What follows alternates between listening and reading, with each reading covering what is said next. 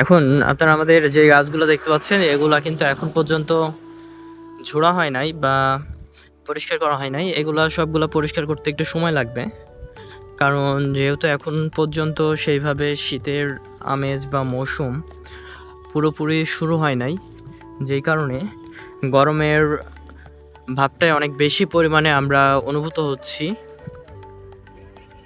একটু যখন শীত শীতে আমেজটা একটু বেশি পড়বে তখন ইনশাল্লাহ এই আমাদের প্রজেক্টের যে গাছগুলো সেই গাছগুলো সবগুলোই আস্তে আস্তে ঝোড়া কমপ্লিট হয়ে যাবে।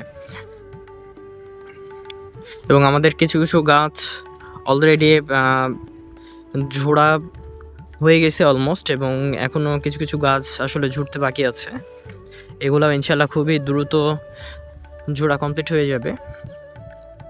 আগে যেমন কী হতো যে গাছগুলো আসলে ঝোড়ার পরপরই গাছে ছাতা লাগানো হতো, এইভাবে ছাতা লাগিয়ে এখান থেকে কিন্তু রস সংগ্রহ করা হতো। এক সপ্তাহের মধ্যেই কিন্তু রস নামা শুরু হয়ে যায়।